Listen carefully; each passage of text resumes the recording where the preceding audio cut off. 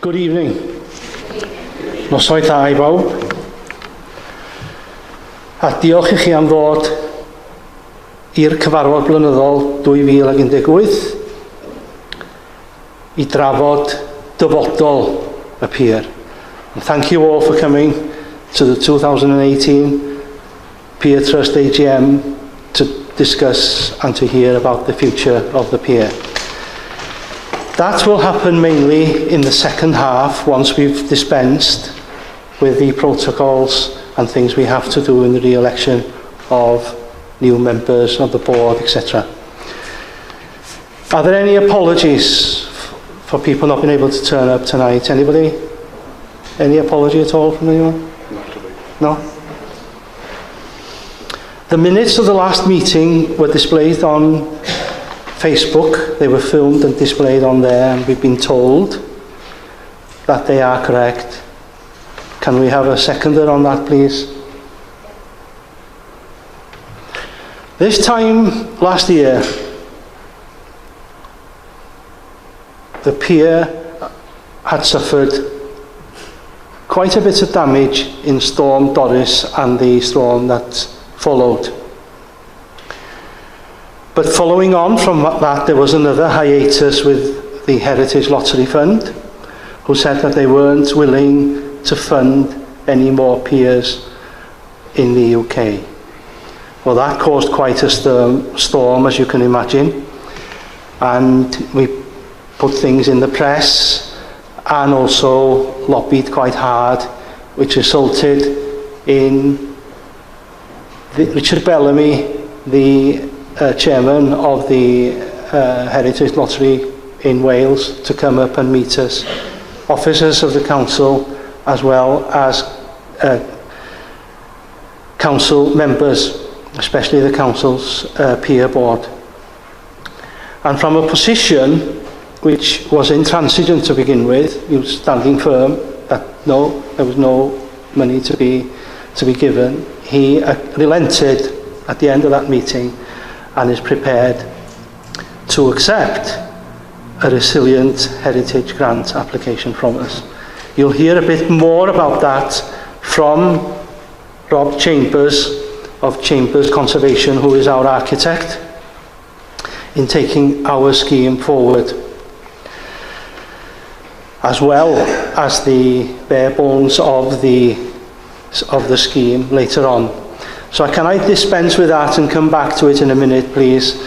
And then once we have dispensed with the protocols of electing new members of the board and people who are entrusted with various roles, we can talk about the nitty-gritty, essentially the future of the Pier, not the past. There may be a bit about the present, but it's the future that's important. Can we call on Gary to give us a brief financial statement as to where we stand at the minute, please?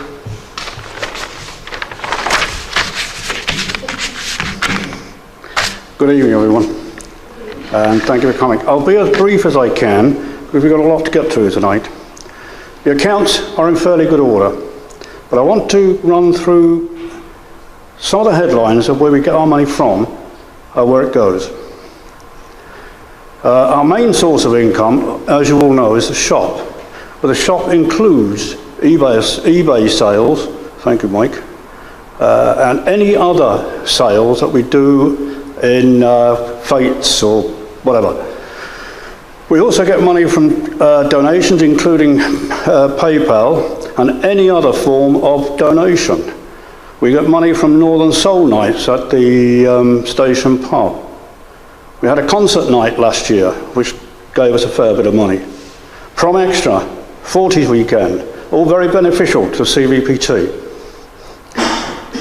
Local giving. For those who aren't familiar with local giving, if you donate £10, local giving will give us 20. That doesn't run through the year, throughout the year. There's only certain times of the year, so obviously they have to build up their own banks.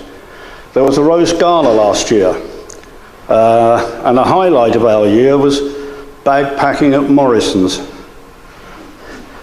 Expenditure, a lot of it's taken up by professional fees, accountants, consultants, etc. Premises hire, National Pier Society, electricity bills, water rates, insurances for the shop, small lottery insurance and public liability, and stock purchases, sundries, printing and marketing. That very briefly is where we get it and what we do with it. Okay, so therefore the account figures for 2017-18 are as follows. Carried forward from last year was £5,203.91. Income 2018 is £10,947.86.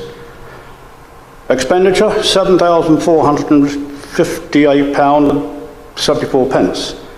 Leave us in the bank as at the 1st of March this year £7,458.03.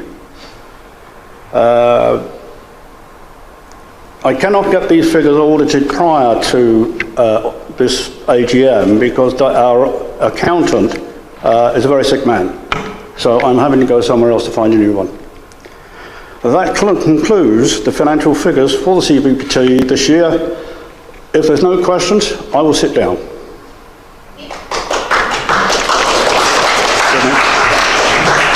Thank you, Gary. Now the election of officers. Is there anyone who is wishing to put his or her or their name forward amongst us tonight, please? For the position of Chairman, Vice Chairman, Treasurer, Company Secretary, Communications Officer, Membership Manager and Media Officer. Anyone here present? So, can we have a hands up if you wish the current officers to remain for 2018-19? Thank you.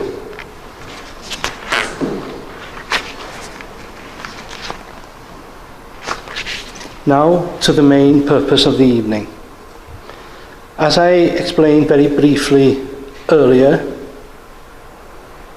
we've been through a tough time in the past, but now we've got through that. The whole purpose of our existence is the pier and where it goes from here into the future. The first speaker is Hugh Davis. He's the Conservation Officer with Conwy County Borough Council, and he will be discussing what the difference is between dismantling and demolition. You've all seen in the press the name, the pier is going to be demolished. Well, it's not. No way. The next bit of his delivery is going to be about the murals and what's happened to them recently, which is good news. And also, he's going to espouse a bit about the relationship between the Trust and the Council. Thank you, Hugh.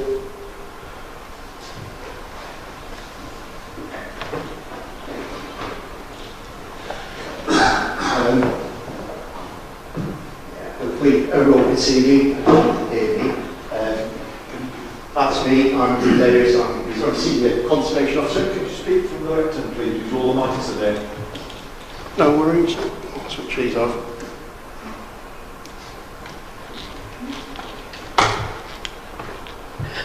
Yes, as I said, I'm Hugh Davis, I'm the Senior Conservation Officer in the Council and in charge of looking after the conservation list building side of the dismantling works. Rob is in the back, so I have to give a secret signal for him to change, which will be that. The story so far, as we've all heard, in last year, roughly around this time, the 1st and 23rd of February last year, the pier collapsed. First of all in calm conditions, and then in the 23rd of February, Storm Doris hit. I was one of the first people on site with APT, who one of their officers is here tonight as well, and this is what we were faced with. The pier collapse happened on the seaward end, and we think It's probably due to the failing of the column on the left-hand side furthest there. Most likely the failing of the pier piles themselves, which are in the ground. They're screwed in as part of the structure, if we go. And you can see there the results of the pier pile failing and causing that column to collapse, which took the pier end with it. So from there onwards, the council were in a position of going into an emergency plan to make safe the pier and the surrounding beach area. And work started in October 2017 for the dismantling, but also the listed building planning applications for the dismantling of the remainder of the pier towards the land. As you can see from these photos, we've got two workers from J. Freely, who have been fantastic contractors for us as an authority and a town, actually. Here you can see in the top, in the right-hand photo, that's Ian and Kenny, and this is the main difference between dismantling and demolition. These guys are handling everything. They're cutting everything by hand. They're risking their lives doing this because we've asked them to do it. Not because it's an easy way. The easy way is to bulldoze the thing. But this is the right way, the correct way of dealing with a listed building in danger. It's carefully dismantled. We then lower everything onto the ground and we store it. You know, there's photos there. The top middle is the salvaged column heads, the decorative column heads. Then we've got the balustrading on the right-hand side, which is in storage in one of our depots.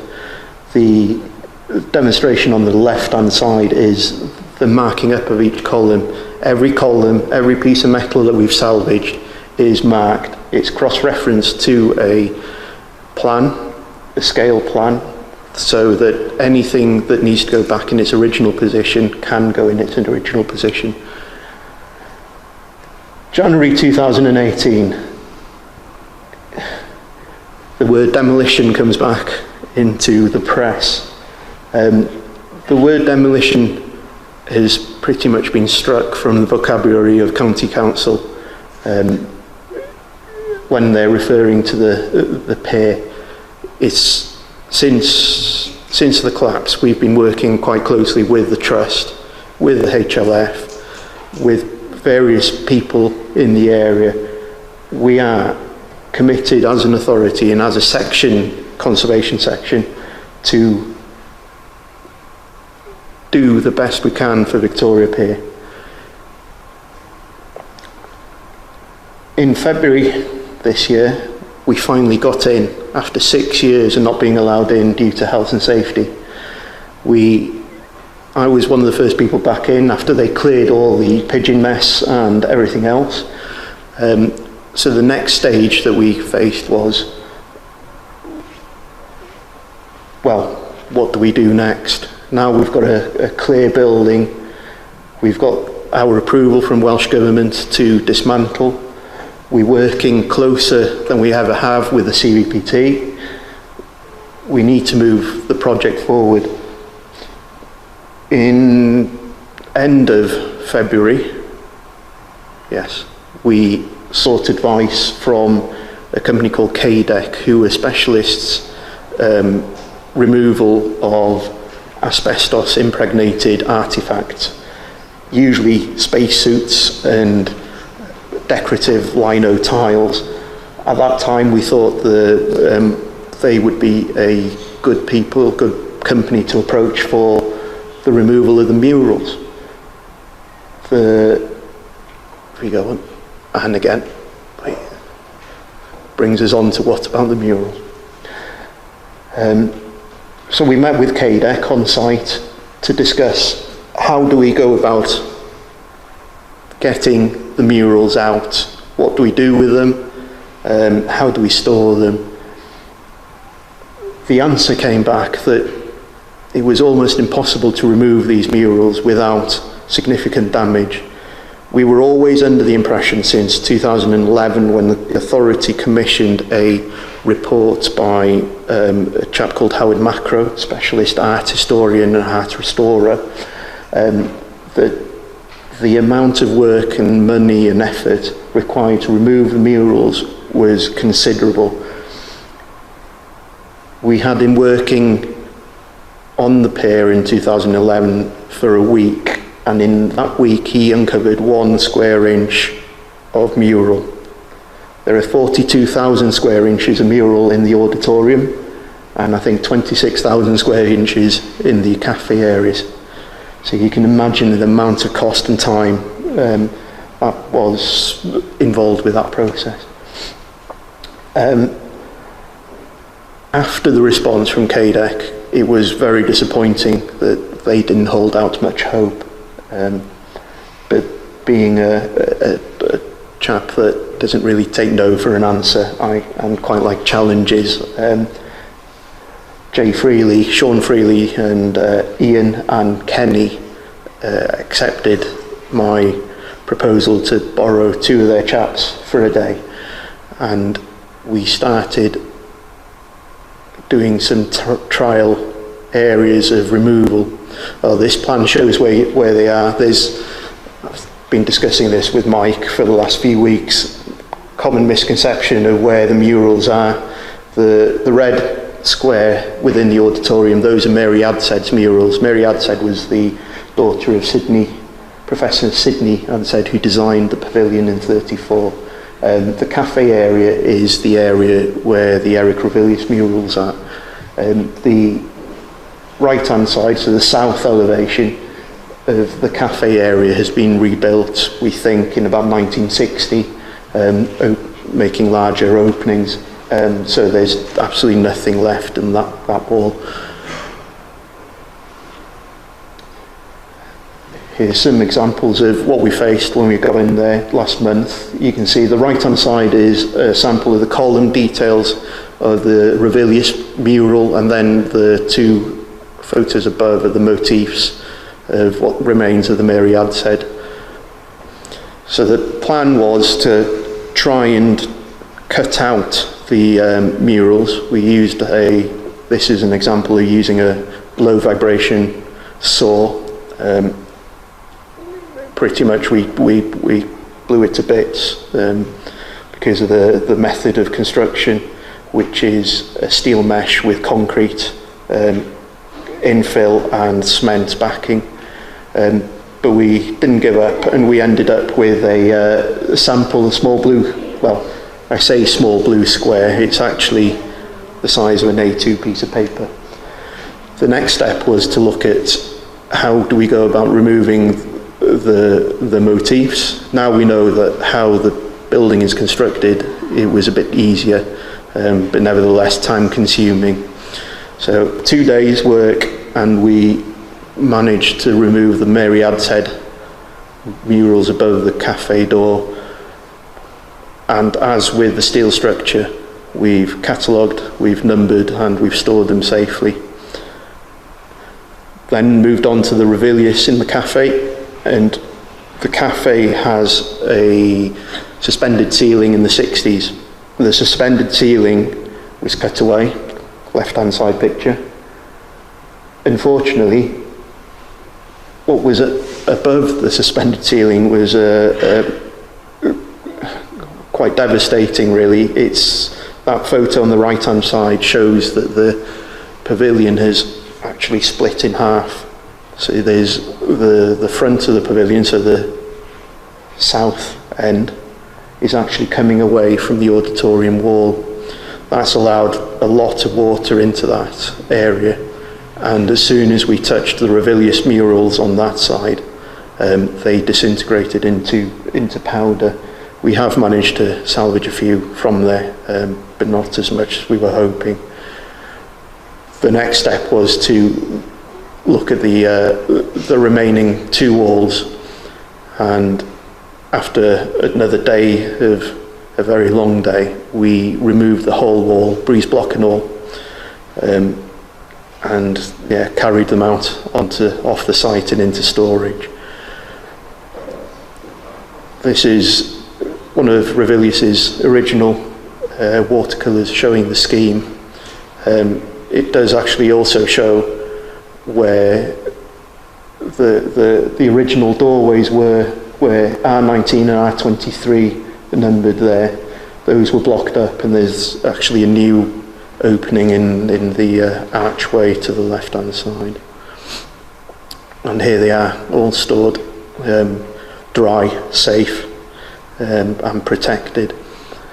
So questions are now, what's next? The most important thing that we need to do is we need to find a future home. We need to find a permanent home for the murals. The Victoria and Albert and the Tate hold the collections for Adshead and Revilius, so that's a good option for us to go down. There is still considerable work to be done on restoration, uncovering, replicating if needed. There is also another wall within the pavilion that we want to tackle in the next week or so to see if we can get as many as possible out. While this is happening, work is still commencing on the dismantling. You'll see the workers down there on a daily basis. They're currently making the auditorium safe in order to remove the asbestos off the floor. The dance floor is a sandwich of maple dance floor, asbestos, then plywood. It's a difficult task and it's a slow task, but once that's done, the work will speed up. The rest of it's gone. The works to reconstruct the truncated pier is also going ahead. The tender is out at the moment for a qualified architect, a mechanical and electrical engineer, structural engineer, to deliver a final design for a truncated pier that we had approval for last year. The main issue is the continuation of working with the trust and tightening that bond between the authority and the trust. Rob will be talking about what's been happening in terms of your bid. We're constantly having meetings and discussions with members of the trust. We're in email discussions, but certain aspects, points 1 to 3, cannot happen unless there is involvement from you as well. There has always been a desire for the authority to build the truncated pier, and it's always been clear that whatever is built does not hamper what the trust wants to do at a later phase. We see this, and hopefully you see this work that we're doing to dismantle and reconstruct as your first phase. Something that almost we're doing the experiments in order for your project to go on smoother. But as I say, monthly meetings, every other day catch-ups. We're in contact with Mark, Mike, Pat, and if anybody has got any questions, then by all means get in touch with me. My email was on there, and yeah, any questions, just ask.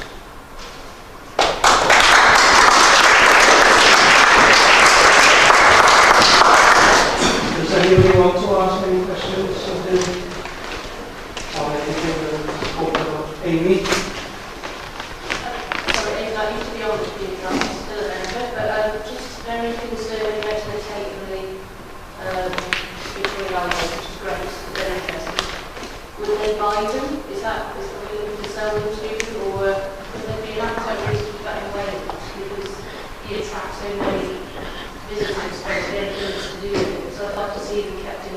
Yes, I think the thinking behind potentially having a partnership with V&A or the Tate would be that they do the restoration works with the hope that they'd, once restored, they could come back and feature on any building that goes on there, or or an art installation within the town. It would be a shame to see the only remaining Revilius and Adshead mural leave its original place, really. And it does form part of the character, and should form part of the listing, but it doesn't, but it should do. So yeah, there's no plan to kind of get rid and forget about them.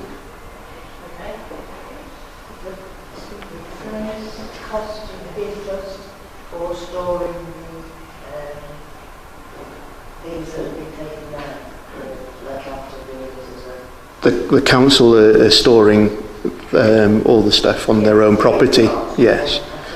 We need, it's not a cost, but we need the trust to help us find space for the murals. That's because at the moment they're in, well, I can tell you where they are. They're in my office in Colwyn Bay, which needs to be vacated by the end of this year. So they can't stay there, so we need to find a home for them. Can I be about the stained glass roof lines and everything? They were actually restored many years ago, and they disappeared over a period of time. Have they been traced? No, we haven't traced the stained glass. We were just discussing this earlier, that there's an old photograph on, I don't know if Rob can bring it up.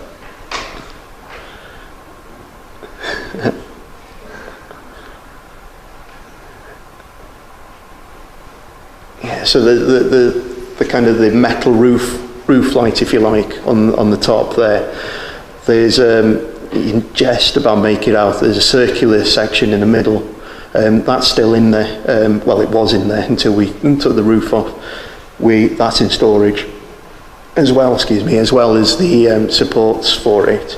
The lattice girders are 1-inch L plates, if you like, to just hold the gantry lighting and the like. There's no evidence of any stained glass windows remaining. There's clear glass that remains in there as part of the ventilation system, but there's no evidence of stained glass. We understand that potentially it was taken away years and years ago to be restored, but nobody knows where they are. There's someone. Yeah, well, I was going to ask these murals over in Colwyn, I have the idea of mural being pictures of the frame. You're talking about something solid. Yes, there is. We're talking about weight. Well, I actually worked it out because I had to carry them out. We've taken 40 sections out, so they weigh 96 kilos each. They had to come out because of the weight on the deck. The health and safety executive won't. Yes, yeah, that's why they're on the ground floor of a building. So they're hefty stuff, and it's, you know, there's some weight behind them. But they're also quite fragile as well. Yes. You know, they've been attacked by moisture for years and years, and backing of steelwork and seawater doesn't mix very well. At the moment, that's what we're hoping to find. We need to find a home for the murals, really. So.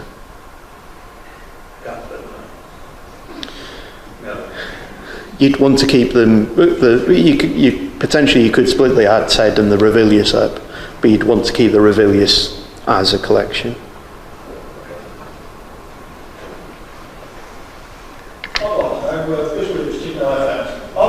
Why Pier was allowed to get into the condition it got in the first place. Why did the council step in earlier? It's before my time. We try to, as far as I understand, with enforcement orders and the like, but as far as I know, the previous owner wasn't willing of working with the authority.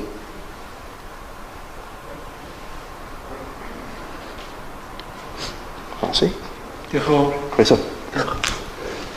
Thank you, Will.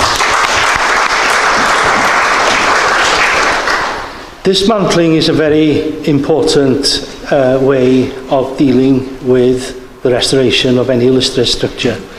It means that elements of any listed building can be taken down, dismantled from their place of origin and kept and reused. But not just the elements that are going to be reused either. It's those bits which are intrinsic to the character of the building.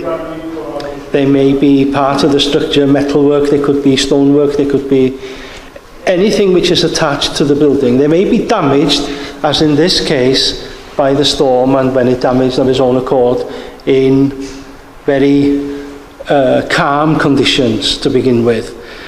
We've looked at those with the council, with Hill, and we are going to replicate them where we think it is necessary to get elements of the same type, texture, colour, material and size as the originals.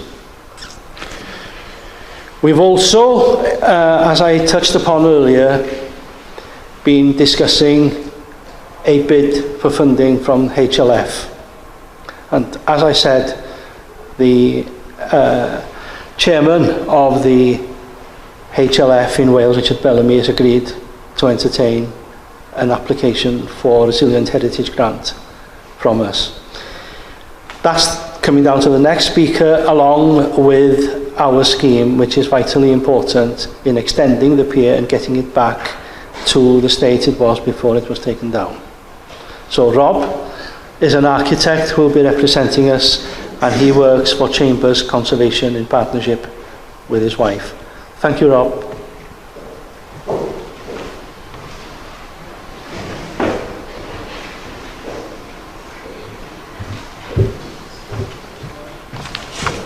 Okay, thank you very much. For those of you who don't know me, my name's Robert Chambers, as Mark kindly introduced. I'm now a director with Chambers Conservation, but I have a sort of track record or a history with the pier, really, going back to my involvement with my previous employer.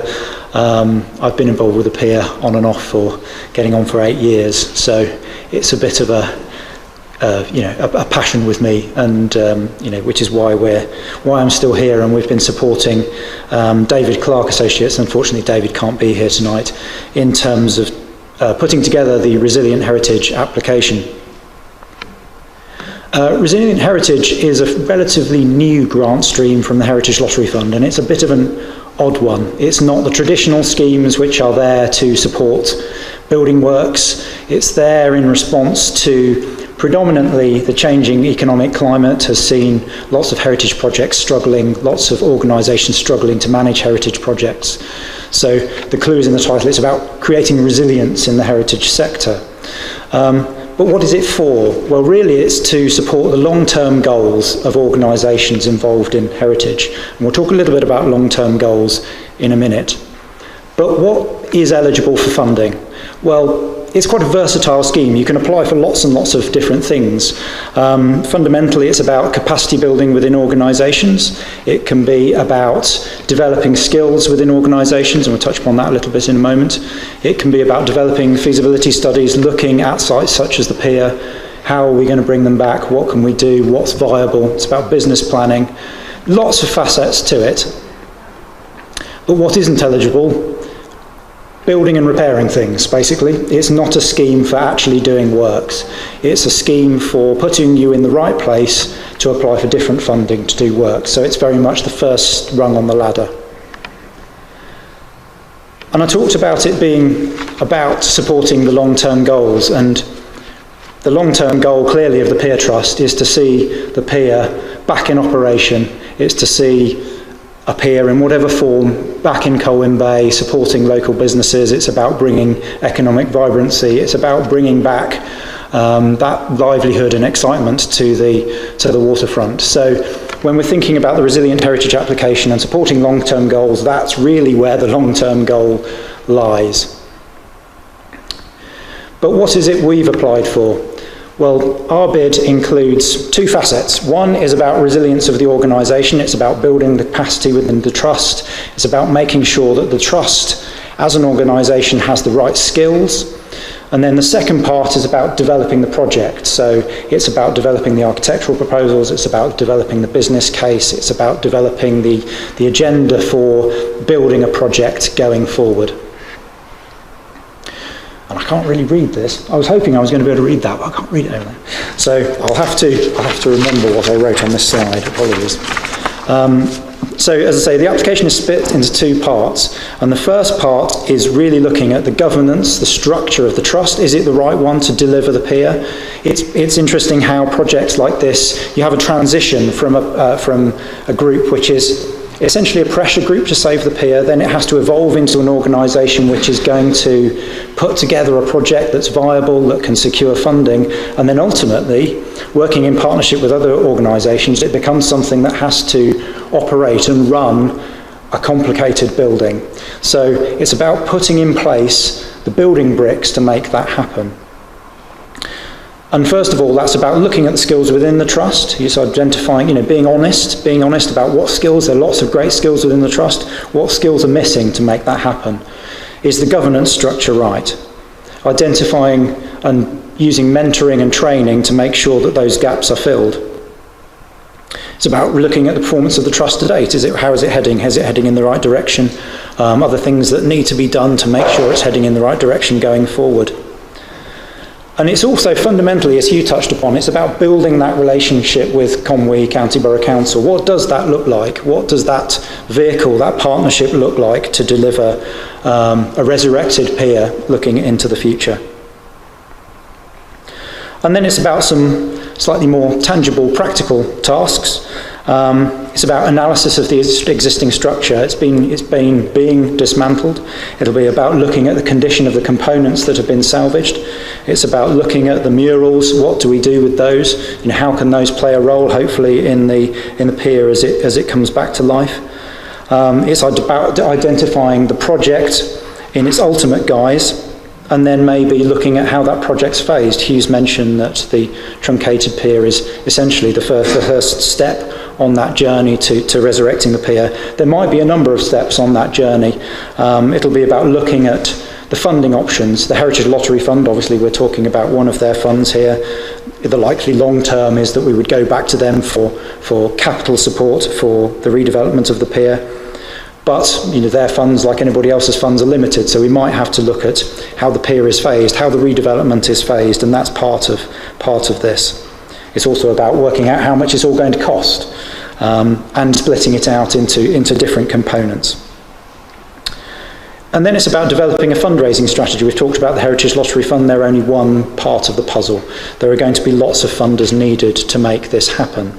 So this initial piece of funding, or hopefully this initial piece of funding, enables that process. And then it's also about setting out a time scale for all of this to happen. So how long will it take? Well, the Resilient Heritage Fund application is done. It's a question whether it's actually been, the button has been pressed, but it is being submitted in the next day or so, if it hasn't been already. Then it takes the HLF 2 months to make a decision. It's not one of their programmes where you have to wait till set points in the year because there's only a certain number of committees. It's a rolling programme, so we can apply at any time. The application is going in imminently, if it hasn't gone in already, and so we'll have a decision in June, thereabouts. So we'll know in June whether we've got this initial piece of funding, hopefully to set us on the journey.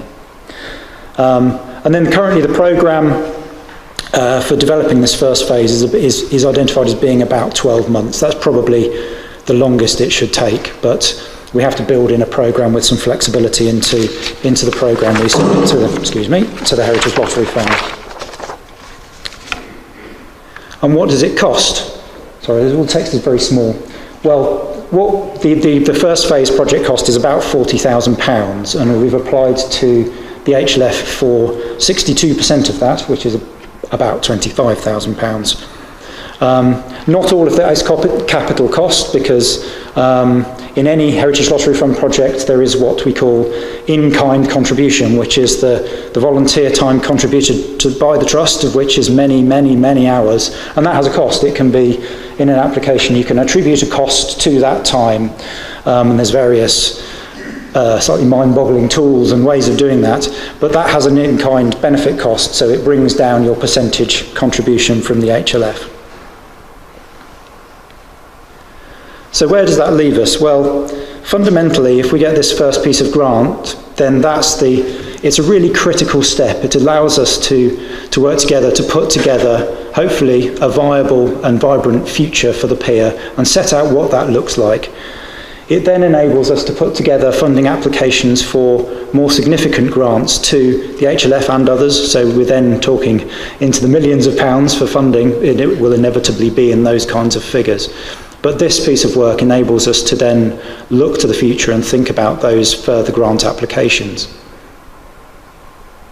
Thank you. And that's really where we're at the moment. So whilst the dismantling work is going on and it feels like things are coming down, then the first rung is going back in place to hopefully be able to think positively about the future. As I say, that's been submitted, so we should know in about 2 months' time whether that application has been successful. But as Mark referred to, there's been discussions with Richard Bellamy, at the chair of the HLF in Wales, and his colleagues about the application. So they're well aware that it's coming in, and so we would like to think that they will be supportive.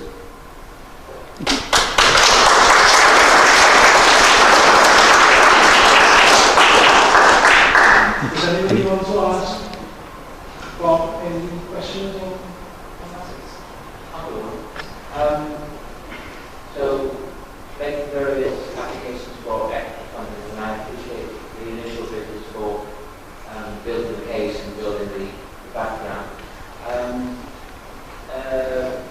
The funding that, assuming everything is ahead and the work commences to rebuild and we extend the bid, will all the funds have to be generated by the trust, or are there any, like I heard one suggestion that Colwyn Council might have to make some contribution towards the at least the first stage of the rebuild. Well, I mean, I think and Hugh can throw things at me if I get this wrong, but I think that the council will be funding the first phase rebuilding of the truncated pier, and that's part of their current contribution. I think that further contributions are probably going to be part of the discussion in this next phase of work, and working out what that relationship looks like is going to be part of this development.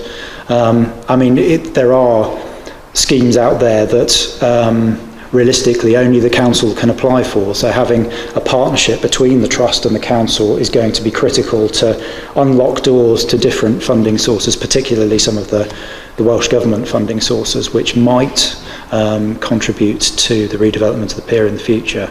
So defining what that relationship looks like is going to be key to unlocking some of those doors to some of those other funding pots further down the line.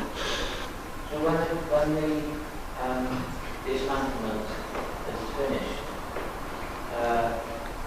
what is the delay then before the initial phase of the restoration shall begin?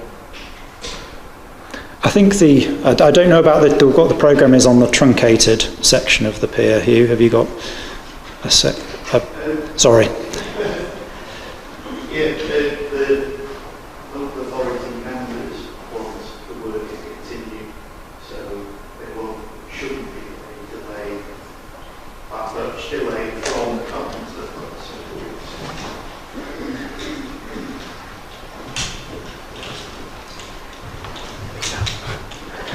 Yeah, the council resolution was to move forward with the truncated pier as soon as possible. As I said, we're out to tender for the design works for that phase of work.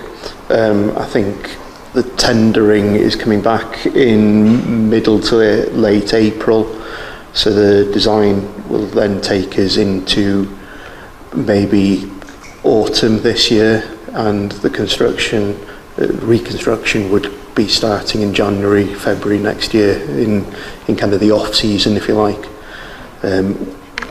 I'm not sure how long it's going to take, because at the moment we don't know how much we can salvage, what we need to rebuild, what we need to reinforce, and also how do we make it as sustainable and the least financial kind of burden on anyone, the authority or the trust taking it forward. So.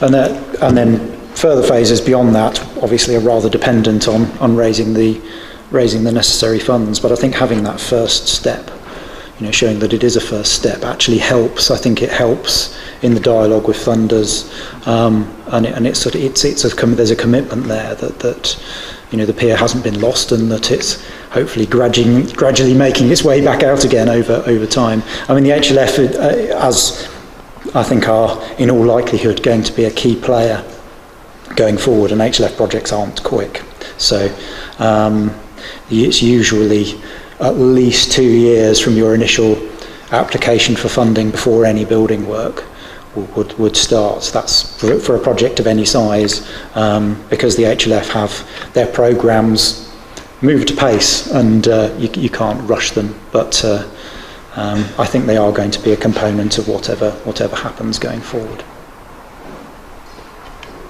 I've got a question.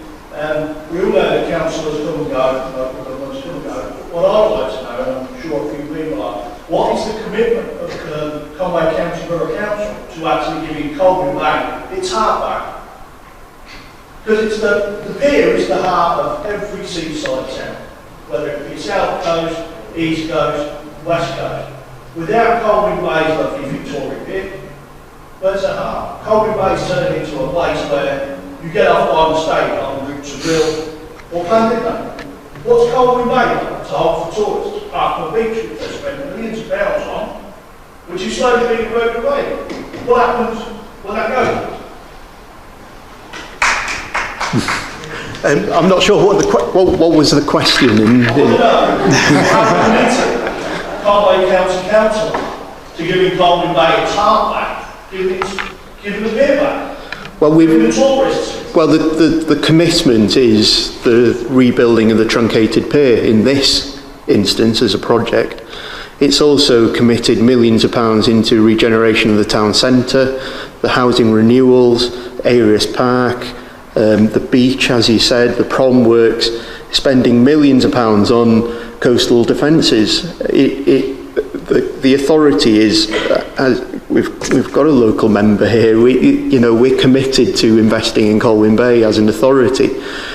We're getting quite a lot of upset people from other towns and villages in the county because there's so much focus on here. But the commitment, as you were kind of pointing out, that members come and go and change. Prior to the last elections in October, November last year, I think our chief exec went to the cabinet to make sure that if there was a full change in membership, that the commitment wouldn't be changed for the Colwyn Bay Pier. The council are fully committed to what they are delivering at the moment with the dismantling and reconstruction. Sorry, can I just ask? It's been in the newspapers lately and everywhere else that Conway could join up with Denbighshire. If that was to happen, where would we all be standing then? Because Conway might be happy to go ahead with it, but what would Denbighshire do? Because we're talking about funding there, and that could completely change things. Well, the funding is already secured for this project, so there's no changing it. How can you guarantee that?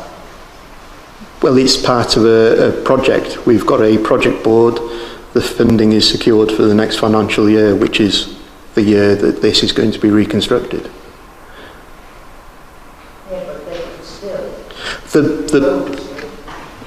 If you join two councils together, yes. Right?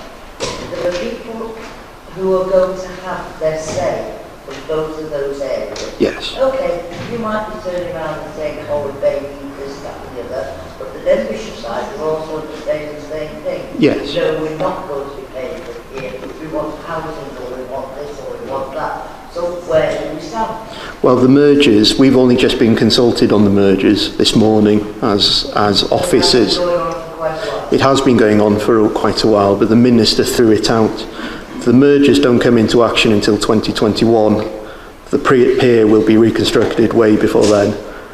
So I can assure you there's no risk to the funding being taken away. It is worth asking. There is a concern, yes, but as far as I'm aware, that funding is secured for this project.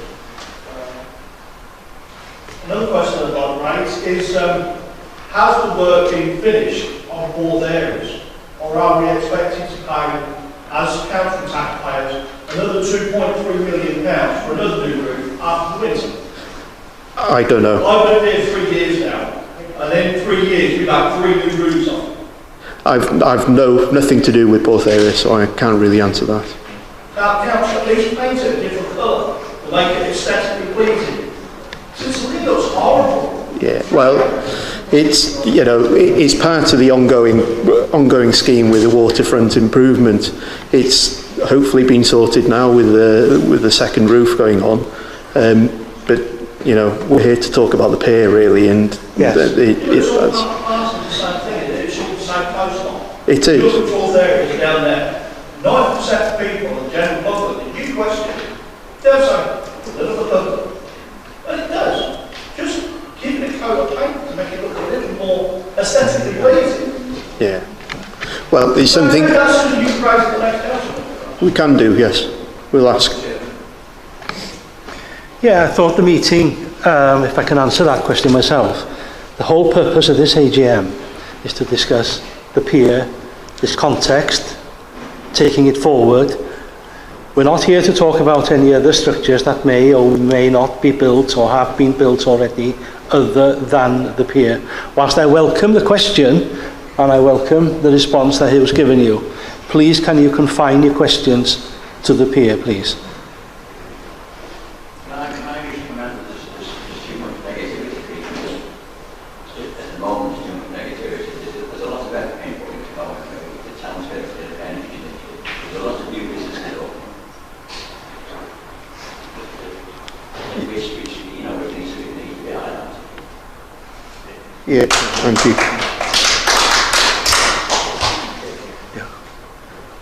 If one piling failed, presumably and unexpectedly, and presumably after presumably inspection that we carried out previously, how confident are you that others won't fail in the same way, equally unexpected? The simple answer is not very confident. That's why the plan is to remove the piles and it's not worth risking. It's not worth risking the authorities' funding or any heritage lottery funding that you might get, putting a new structure, a restored structure on something that we're not 100% sure of and we can't test because they're 2-3 metres down in the ground, we can't get to them. So rate bound, yeah. From when I started in the authority in 2009, discussing what we do with the pier back then, the plan was always to try and dismantle it as, if you like, a meccano kit. That would then give you almost a clean start of pier structures, the columns, the bracing, the beams and everything would be stripped back, they'd be treated, they'd be painted with new technology. That would then minimise any future cost for maintenance, and it would allow you the first 10 years, for instance, of running a pier to raise the capital in order to repaint it in the 11th year. So it's all been thought about.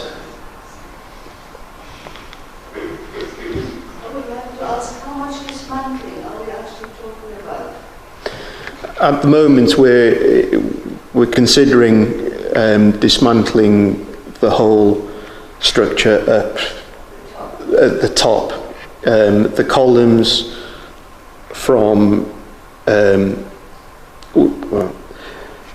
if you think about the 1970s pavilion, the columns there are quite buried, so we have to do stress tests on those in order to see if the piles are up to being left there.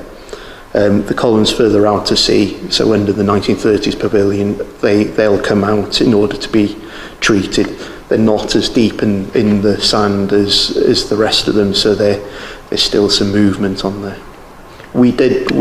Originally we went through the exercise of leaving the columns in situ. You might have seen the previous application where they were all lit up and looking like an art installation. The problem with that is that they would still wobble during any storms, and in order to stop it happening, the amount of new steel work, it would just look like a climbing frame. So the best way forward was to remove them in order to be able to put back the pier authentically. I see the Pier project as a linchpin between the eastern and west refurbishments of the promenade. That's how I interpret it. That's how I should see it. Yeah. Well, hopefully the result of this tendering process at the moment, where we're looking at how the finished design will look of the truncated pier, the project board is thinking about the pier as an extension of the promenade rather than a standalone structure. You know, it's another area that people that come down to the prom, which they do in their thousands, can go and walk, and they can, you know, I stood down there when it was snowing 2 weeks ago at the end of the Golden Goose. The views from the end of the truncated pier are just going to be phenomenal. And if at some point, hopefully, when the trust extend, then those views are just going to get greater and greater, aren't they? So, yes. Who's that made again? You said that these piles. Yes. What are they made of? The columns are made of cast iron. Yes. Yeah. Yeah. The piles are cast iron, but they've got an auger, not an auger, different thing. So a screw on the bottom. So originally they were just kind of screwed into the sand until they, well, couldn't screw them anymore really. But those are the piles under the bit that collapsed and has been dismantled. We're not sure if they used the same construction method for the bits under the pavilion, the original Victorian pavilion, because the seaward end was an extension in 1922, something like that. So it could be totally different when we get down there to those. But the rest of the structure is wrought iron, and it delaminates, it flakes off. Yeah. It's supporting it deep into the thing.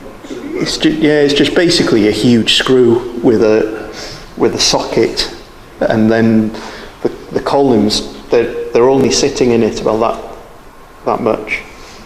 So when you saw that photo of the one that was snapped, there's not that much holding.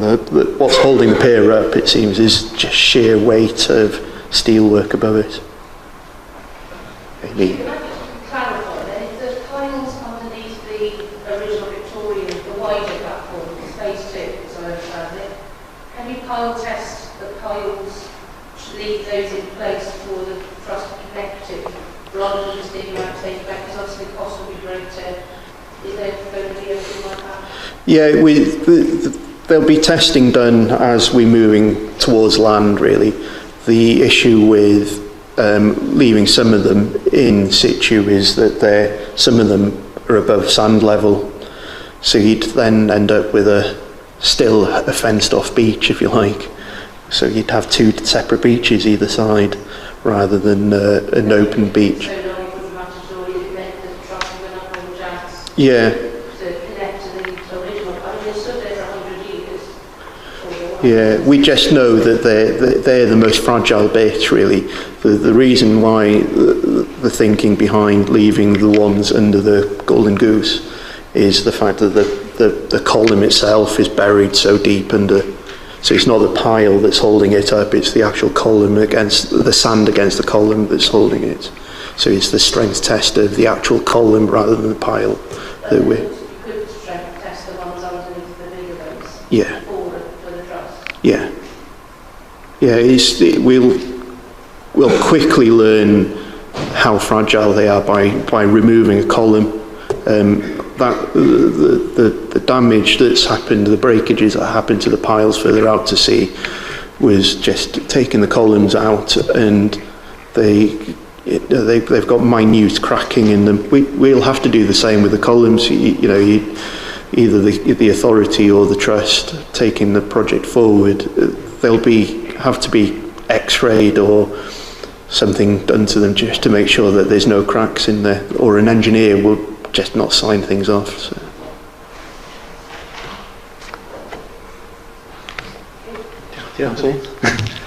Are there any more questions of Rob Chambers? Oh, thank you. Thank you both.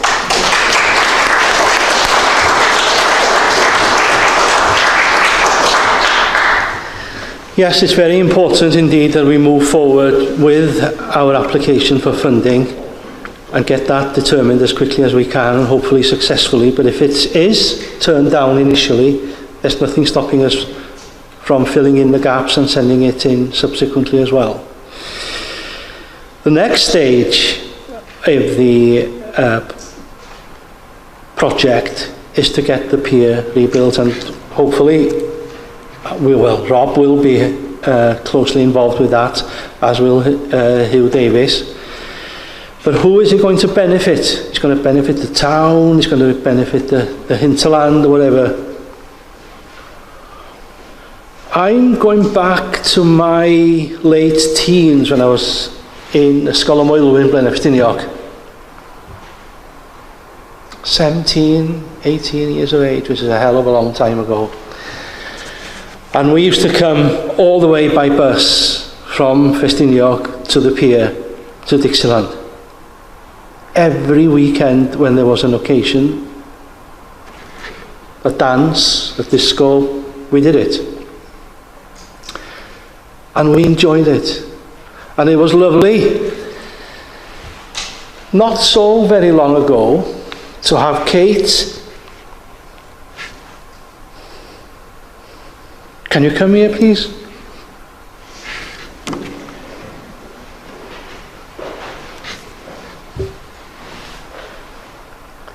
Don't worry, I'm not going to ask you to read if you don't want to. There's no pressure on you at all. She approached me with the mother, excuse me, to say that she was preparing a project, like a news item in school. And for 3/4 of an hour, she grilled me pretty hard. The truth is in the eye of the beholder, but the children in the world speak the truth. They say what they feel, they describe what they see, and if they're not happy with the answer, they'll keep pressing you until they get the right one. And she did. So hopefully that is going to engender in us as a trust the need to go out to schools, to universities, other establishments, to engender a bit of response about conservation, listed buildings, and also at the pier, how important it is. So, have you got that? Where is it? No, hold on. Don't go. As a token of our appreciation, thank you.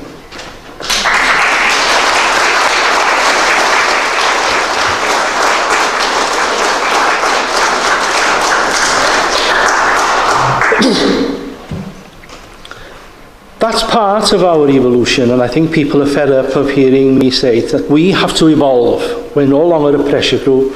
We're no longer a lobbying group. We have to change. The town is changing. The whole world is changing. The pier is going to change. Out of the ashes of the old will grow the new one.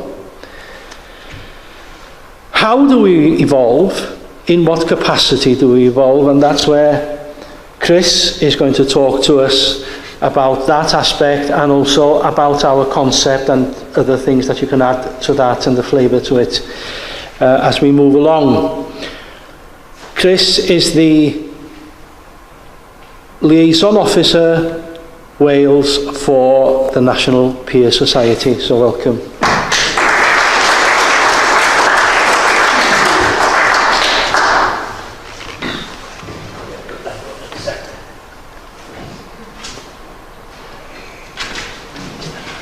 Okay, thank you. My name is Chris Wyatt, and as Mark has said, I am the liaison officer for the National Pier Society for all the piers in Wales. What you're going to get from me tonight is the external perception, if you like. What we've heard so far is all of the speakers have been about you, the citizens, the residents, the enthusiasts for the Colwyn Bay Pier. Well, I don't live in Colwyn Bay. I live in Penarth in South Wales. I would not call myself an expert on piers, or maybe an expert on anything. But what I do as part of my remit for the National Pier Society is I go to all the piers in Wales, and I speak to the owners and the managers of those piers, and I try to form a picture of what it is which is important for piers. So you will probably know that the National Pier Society is or you may not know, it's the registered charity which promotes and supports all of the piers in the UK, and there are something in excess of 50, most of them on the south coast, some on the east coast, 2 in Scotland, none whatsoever in Northern Ireland, and there are 7 remaining in Wales. And those piers in Wales are Penarth, where I live. I live, in fact, in a flat immediately opposite Penarth Pier. So when I look out of my study window, I see Penarth Pier. There is also in South Wales, there's a pier in Mumbles. As we move up the west coast, there's Aberystwyth. Bangor, where I was this morning, talking to the town clerk Ian Jones about the developments that are going on there. There's Beaumaris on Ynys Môn. Llandudno, which is probably the most commercial pier, certainly the most commercial pier in Wales and one of the most commercial piers in the UK, and of course Colwyn Bay. Now you don't need me to tell you that it's been a very long uphill slog to get to this stage, and there were quite a few points along the way when I think it looked as though all the cards were being stacked against Colwyn Bay. But it is a tribute, and I can say this with the full backing of the National Pier Society. We believe it is a great tribute to the members of the trust that they absolutely refused to give up, and I think they will need that resilience as they go on to the next stages of this process. I am of course aware of the huge benefit now to the project since we have got the sort of a partnership working with Conwy Council and with Colwyn Bay's own town council. However, it seems to me that as you go along, both these bodies and the other bodies that are going to hopefully provide some funding here are going to need to feel assured that CVPT, the Trust, has a firm grip on its own projections for what is going to be virtually a completely rebuilt pier. So I thought it might be helpful if I shared with you some of my views, they are personal views, on how we could engender some confidence that this is actually going to be a successful project. I hope you don't feel that I'm going to be pouring cold water on the project. That is not my intention at all. But the first aspect I would like to deal with is what I'm calling viability. And of course it's entirely understandable that most of the things which have been uppermost in your mind so far have been the actual rebuilding process. I understand entirely. So it's the rebuilding process and the very large amounts of money that are going to be involved in achieving that. But I'm not going to deal with the physical aspect of building, because actually there is already sufficient expertise, more than sufficient expertise here in Colwyn Bay in the trust, in the experts that they can call on, and we've heard from Hugh and Rob, and I think you can have a lot of confidence that you have the people already here to carry out the rebuilding process. So what I'm going to do is I'm going to jump ahead. I'm going to jump ahead, and I'm going to be looking not at the rebuilding project, but at the functioning of the pier once it is built and open to the public. And I mean the entire pier. And I have every confidence that you will get to a situation where you do have a new pier built and open to the public. So viability then is the ability of the project to clearly demonstrate that the finished pier will actually provide tangible benefits to the local community and will be able to generate sufficient money to allow it to at least break even and hopefully to make a small profit, or maybe even a big profit. Now, I appreciate that some of you may well be thinking, why is he looking this far ahead when we still have all the challenges of actually building the pier in the first place? Well, the reason why I'm so concentrated on this is that if we are in the end unable to demonstrate that the new pier will be something that can really contribute positively to the lives of the citizens of Colwyn Bay, and will be financially sustainable, there is very little chance when we get to the full funding requirement of you being able to attract the necessary funding, which will mean that you won't even be able to make a start on the real building work. If, for example, we were applying for a grant to the Heritage Lottery Fund, as Hugh and Rob know, the first thing that they will need to assure themselves of is that we are not simply going to be imposing a long-term financial burden on the public purse. And the second thing is they will need to know that the new pier will satisfy the sort of statutory requirements that they have for giving money. Neither of those things are easy. I've been involved in correspondence and meetings with the head of HLF, Richard Bellamy. He is not the easiest guy to deal with. He is extremely cautious, and you would expect him to be, because he's going to be giving up very large amounts of cash. So obviously there's going to be a documented plan that sets out a complete picture of what the pier will cost to run and maintain, and the features and facilities that it will provide to cover those costs. At the same time, you'll need to show what it will be providing in terms of the features and facilities for the public benefit. And I think you need to be under no illusions about the effort that this is going to require. My experience with other piers clearly demonstrates that every square metre of the pier, every working hour of pretty well every day, and every person who is involved has got to be contributing to the maximum. Now, you'll probably all have seen the beautiful drawings created by Nigel Gilbert, and they present a superb conceptual view of how the pier will eventually look. They don't, of course, themselves provide the necessary profit and loss figures which we will need, but they do provide a framework into which you can begin to insert the actual activities that will take place on the pier. But I have to tell you, experience has shown that those activities have got to be going all the time. They've got to be attracting large numbers of visitors, not just during the summer season, but throughout the year. I know that the Trust has already been working hard on the type of proposals that would be both profitable and provide the essential bridge to the community. But I just want to give you a few examples, 2 examples in fact, of what can happen if you are not constantly alive to the need to continuously bring in the cash. And I'm going to start with the pier I know best, which is the one that just sits outside my window at Penarth. This may sound a little bit like a description of Penarth Pier rather than Colwyn Bay Pier, but I think as you go on you'll begin to see why I'm using this. Now, Penarth Pier is a very nice pier. It's very well maintained, but it is dominated by a very large Art Deco pavilion, which for many years lay virtually derelict, due in major part to the appalling lack of maintenance by its owners, the Vale of Glamorgan Council. This may sound slightly familiar to some of you here, but this pavilion, though, was not going to fall down anytime soon. It was built almost entirely of ferro concrete, which is, you'd have a job knocking it down. Such was the lack of vision of the council that the interior of the pavilion was allowed to just rot away. There was a beautiful dance floor in there, and when I went in to see it, it was all coming up. It looked awful.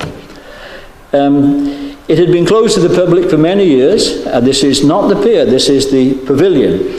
The pier was still open and functioning well, but the pavilion was closed. It had a sort of a private gym for children in there. It was entirely unsuitable for this purpose. There were bits falling off the ceiling, there was no showers, there was no washing facilities, and I've no idea how they managed to get away with it for so long. But then in 2008, a local charitable trust called Penarth Arts and Crafts Limited decided that they'd had enough of this, and they were going to begin the long and tortuous process to try and bring the pavilion back to life. There's just not time here for me to tell you how that process went, but you can imagine it was full of trials and tribulations, refusals by the HLF, reapplications, refusals again, until finally they were successful in December 2013. A beautifully restored pavilion was reopened to the public, and the new owners were granted a 125-year lease on the building. The pavilion was essentially set up with charitable objectives. I will just read for you the charitable objectives, this actually comes from the Charity Commission website, and it is the words that the Charitable Trust Penarth Arts and Crafts Limited actually used. They don't do anything like this anymore, but this was how it was set up in the beginning. Penarth Arts and Crafts Limited works to promote Penarth Pier Pavilion as a resource to enrich the lives of everyone in the local community and beyond. We also support or deliver art and craft exhibitions and art education programs within the locality. In addition, we seek to sustain and renovate heritage buildings, including Penarth Pier Pavilion. It goes on in that vein. And so perhaps you might begin to see that what was being done in Penarth, the trust was not saying what we want to do is have a pavilion where everyone can go and have a good time. They were trying to focus this so that it wasn't just a pavilion, it was a resource. As I say, the pavilion was set up with those essentially charitable objectives, and over the first year or two, everything appeared to be going well. I actually volunteered there for almost two years myself. But there was a change of management, and it gradually became clear that the pavilion was running into problems, and these are the problems that a new pier will face, and the way in which you deal with these is going to be the key to the success of the pier. The problems you will have guessed already are money problems. Essentially, there wasn't enough money coming in to cover the running costs, and the pavilion was, and from the published accounts still is, making significant losses. So in 2017, the HLF, who had provided the lion's share of the restoration funding, was persuaded, foolishly in my view, that what was needed was an injection of capital. They agreed to advance a further £126,000 from the Resilient Heritage Fund.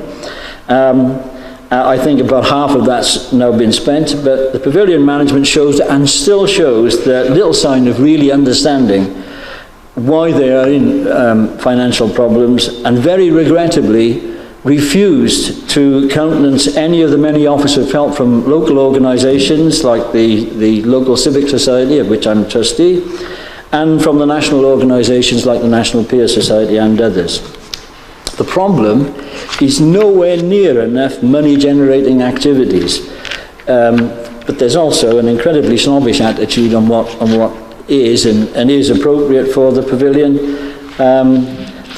These sort of problems have contributed to a disastrous situation in which a building which has a gallery, which used to be a boardroom and still can be used as a boardroom. It has a restaurant over 2 floors, a state-of-the-art 70-seat cinema, not just a room that can be used as a cinema. This is a state-of-the-art proper cinema with state-of-the-art projection equipment. It also had a shop plus several other general-purpose rooms, and without, unlike what you will be facing, no responsibility for the maintenance of the pier at all. All they had to do was operate and maintain this particular building. And they still are in financial difficulties, making significant losses. I also want to mention another pier here, which Mark mentioned to me as well. This is Hastings Pier. I don't know whether any of you have been to Hastings Pier. Hastings Pier is a very large pier indeed. But it was recently reported to become insolvent, and it's now up for sale. This was a pier that had been virtually destroyed by a massive fire, and it was only through the continuous huge efforts of the local community that the pier was entirely rebuilt. In the case of Hastings Pier, however, the pier is essentially just a very large flat deck. It is large, it is very large. It takes quite a while to walk to the end of it, but you're walking on just a flat deck. There is a restaurant there in one of the remaining pavilions which escaped the fire, and they've tried to put a visitor centre. There's a very nice centre there.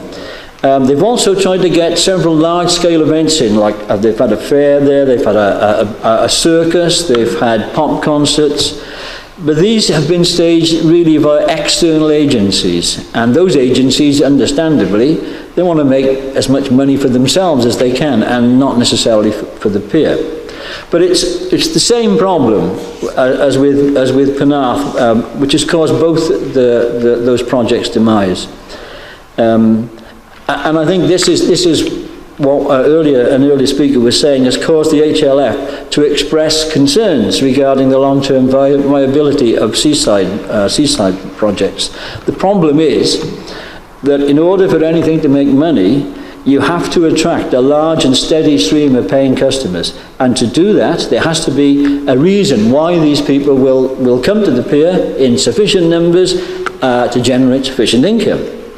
So I want to emphasise to everyone involved in and supporting the new pier project at Colwyn Bay, that if you want to attract sufficient funding, if you want to convince Richard Bellamy that this is a brilliant idea, and other potential investors, you're going to have to be able to show to them, to demonstrate to them that the pier has a better than even chance of long-term financial viability. Detailed costings with real numbers. This is not easy. There's a lot of work involved in that. And I would also like to counsel you against dismissal of everything which goes on in the intensively commercial piers. In Wales we have 3. We have Llandudno, we have Mumbles, and we have Aberystwyth. And I'm not suggesting that Colwyn Bay should try to emulate any of those piers, or that is the sort of pier that you want here. But these guys have to generate all their own cash. Because they're privately owned, they can't access HLF funds, they can't access coastal community funds, they can't access funding from local government or national government. Every penny that is to be spent on maintaining the pier, they have to raise themselves. So they tend to be pretty innovative, and they come up with some really clever ideas.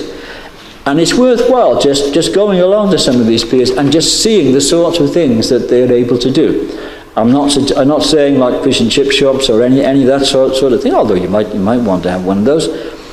Just look at the sorts of things that they have to do and see if there is anything that you could incorporate into the project here. I'd now like to talk a little bit about the future structure of the trust. Rob dealt with a lot of this in his talk. I'm not getting the impression here that the point of the Victoria Pier trustees is to make themselves millionaires. So I'm thinking that what you are actually doing here is not for your own benefit, but for the benefit of the people of Colwyn Bay and the surrounding areas and those people who would want to use the pier. At the moment, my understanding is that the trust has a structure which is not formally recognised as a charity by the Charity Commission. I don't know whether this is correct or not. I cannot find a reference to Colwyn Bay or the Victoria Pier on the Charity Commission website. Having a formal structure can make it much easier to attract funding from all sorts of grant-making bodies. They feel much more comfortable with it. And being a charity means that you can explore how the charitable objectives that you set up can align with many more grant-making agencies. I mean, I'm still talking here about you're trying to get money in. From what I can see, the building and management of a new Victoria Pier should be able to acquire charitable status, provided that the objectives can be shown to be providing the necessary benefits, and the pier is not just a commercial development. Now, you might decide that it is going to be a commercial development, in which case forget charities, because charities are not interested in commercial developments. For example, I can tell you now that increasing tourism sounds a great idea. The Charity Commission will not accept it as a charitable objective, so that's gone. So you can't use that. Nor operating as a wedding venue is going to be acceptable. So that's out as well. In fact, if you look through the text, the little labels on Nigel Gilbert's very nice projections of what the pier will look like, very few of them would be accepted as a charitable objective without a lot more meat on the bones. So if a charitable status is thought by you to be a good idea, there will need to be something of a rethink on the project's objectives. The pier will need to demonstrate that it has charitable purposes, formally charitable purposes, and just so that you have an idea of what those charitable purposes are, I've listed from the Charity Commission's website the most appropriate. I mean, there are more than these, but these are the most appropriate of the Charities Commission's categories for charitable purposes. I'll just read them. Education, health, saving lives, citizenship or community development, the arts, culture, heritage or science, amateur sport, and the protection of the environment. I know they tend to frighten people off, but before you despair, let me just give you a few examples of the subheadings within those categories. These are the things that the Charity Commission would say, yeah, that's fine. So under citizenship or community development, you can have the promotion of urban and rural regeneration. They don't actually say coastal, but I'm sure that they would allow coastal regeneration within that category. They also go on about the promotion of volunteering and the promotion of the voluntary sector. Well, you've already got volunteers working for you. If you were to go to pretty well any route except an outwardly commercial type of arrangement, then volunteers will be extremely important to you. I mean, remember, the volunteers are the lifeblood of organisations like the National Trust. Without all the volunteers, the National Trust would cease to exist tomorrow. I actually do some volunteering myself at a place called Dufferin Gardens, which is near Cowbridge in South Wales. And the chief executive there, in a presentation, the first thing she said was, if we didn't have all the volunteers, and they have over 200, if we didn't have all those volunteers, we would shut tomorrow. That's how important volunteers can be. Under the main category, arts, culture, heritage or science, there's loads of things you can have, provided you work them out carefully. And I'll just list, these are the listings from the Charity Commission. You can have art galleries, art festivals, drama, ballet, music, singing, literature, sculpture, painting, cinema, mime, theatres, concert halls, choirs, orchestras, and the promotion of crafts and craftsmanship. I mean, the Myriad's Head and Revilius murals obviously could be incorporated into charitable purposes. There are loads of other opportunities for demonstrating the Pier's charitable purposes. Just a quick look at the technical bits. You'll probably have already decided that I think trying to be a charity is a good idea. There are 4 different types of charity that you could have. 2 of them that I would write off straight away. That's an unincorporated association and a trust. Everybody calls themselves a trust, but a trust is a formal type of structure within the Charity Commission's guidelines. But trust, as they mean it, this is an organisation that usually is physically small and is not involved physically in major projects. So they might be a small number of people that fund other organisations. They don't actually do all that much themselves. An unincorporated charity, you don't want to be in there for the reasons I will now explain. The 2 words which are worthy considering are a charitable company and a charitable incorporated organisation. And the important part of both of those is that the trustees, let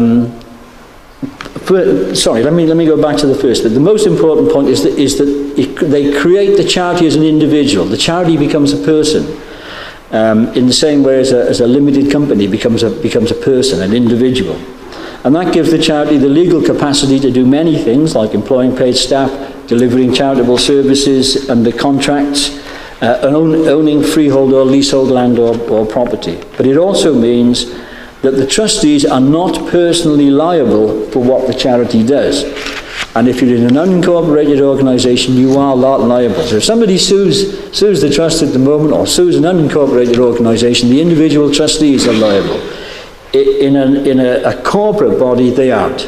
And I would suggest that building and managing a seaside pier is not a small job, and you will really need some sort of protection there.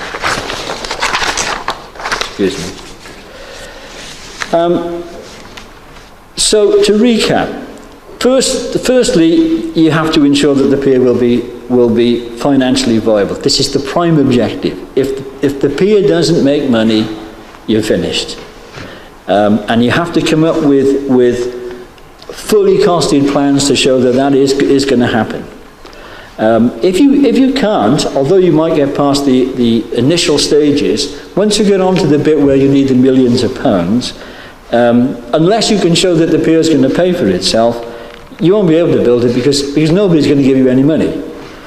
And secondly, you must establish, you have to establish a formal structure. And I think, even if you're outside of the charity sector, you must provide legal protection to the people who are in charge here. And also you must enable the organisation that you have at the moment to engage in a much wider range of activities, like employing people. If I'm considering a charity route, I try to visualise, I try to sort of create a picture in my own mind of what is it I'm trying to do here. And I try to visualise a group of potential benefactors, like the signalman in a signal box on a railway line. They've got these levers, you know, and they throw the levers and the signals change. Well, you want as many people holding the levers on your side as possible. So if, for example, this is just an example, if, for example, you were to find a way of incorporating the promotion of the Welsh language into your project for the pier. Imagine the man who is responsible for that idea generally, and he finds out that Colwyn Bay Pier is not just a pier where people just walk up and down. There's something on this pier there is a policy, there is a strategy here which involves promoting the Welsh language. I can tell you now, his lever goes over and that money starts to come to you. Perhaps also there might be a lady with responsibility for the cultural heritage of Wales, let's say. And she finds out that included in your pier project, there is a Welsh Cultural Heritage Centre. You're actually going to build one of these. This is going to be a part of the pier. Her lever goes over as well. This money starts to come towards you. And all the other ones, the levers on all the other, hands on all the other levers. if you've got art, science, education, drama, all of those things, if you can show that the pier becomes a resource centre for them to enrich the lives of the people of Colwyn Bay and wider surrounding area, they might also start throwing their levers as well. But they won't if you think it's just going to be a venue for weddings, a casino, it's going to have a pub, it's going to have some pop concerts, those sorts of things. Those levers will stay where they are. So as I just come to a conclusion here, you're going to have a very challenging and exciting path ahead of you, which I suspect you already know is not going to be easy. This is going to be a tough call. But the reward, if you can actually make it happen, will be amazing. For the whole town, for Colwyn Bay will become the first place in the entire UK to have built the very first 21st century pier. And I can guarantee, although you may not think this is true, I can guarantee that people from across the world will be beating a path to here to see it. They will want to see it. There are a group of Japanese marine engineers, and every year, a group, about 15 of them, they come to the UK and they visit a group of piers. They are fascinated by piers. If they find out that you've got a 21st century pier, they'll be here, as will loads of other people. Because what I'm trying to get at finally is this might not just be a pier, and I would sort of recommend to you that you stop thinking of this as just a pier.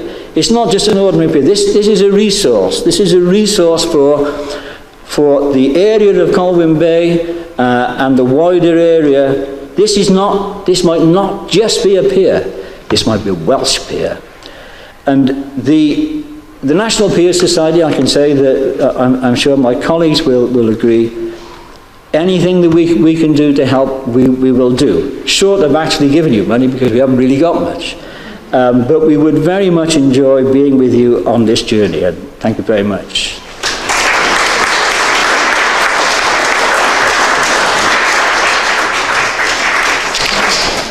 Thank you, Chris.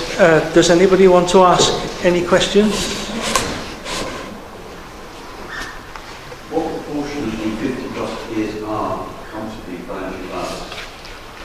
What proportion of the 50 odd piers are financially viable?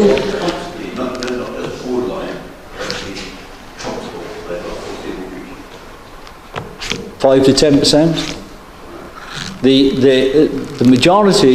The majority of the privately owned piers are viable. They're always struggling. Life for a privately owned pier is hard. Of the others, some are doing well and some are doing badly. It usually depends on the attitude of local authorities. If they are prepared to support piers, then things are a lot easier. If they're not, then it's difficult. So I don't have the actual figures, but I would guess at around 10% can say, yeah, we're fine. Even piers like the very big piers, Weston-super-Mare, which is a huge, massively commercial pier, recently had to start charging people to go on the pier. So all piers struggle. You cannot think of a structure in a more hostile environment. I would love to say to you, no, it's a piece of cake everywhere. No, you really have to work hard at it. Okay. Any more questions, please? Thank you very much. Thank you. Thank you. Wow. What a wide-ranging exchange of views expressed by all the speakers tonight. One thing that struck a chord with me is that the trust, as we know it now, is a vehicle for change. We have to change, we have to adapt. But also, we're here to change the pier, to make the pier function in the future and breathe new life into it. I've got no doubt in my mind that we are going to succeed. That's a hell of a statement to make at this point in our journey, but we're not here to lose. We're not here to fail. We have to make it work, and we have to be flexible ourselves in our own trust to adapt to change like a rugby team. We will. We will. It's not us that's important, it's the pier.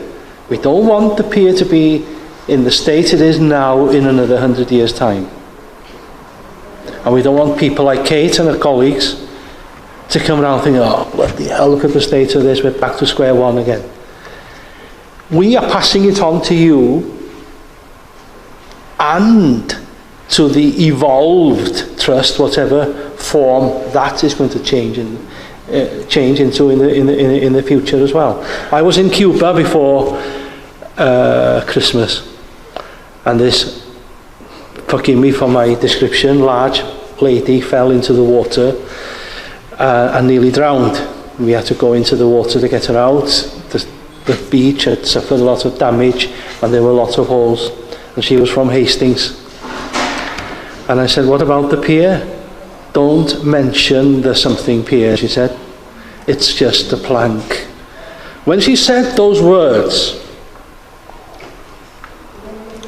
I felt we're on the right track. We can't stand still, we can't pat ourselves on the back yet, but we've got to make sure we move forward. Thank you all.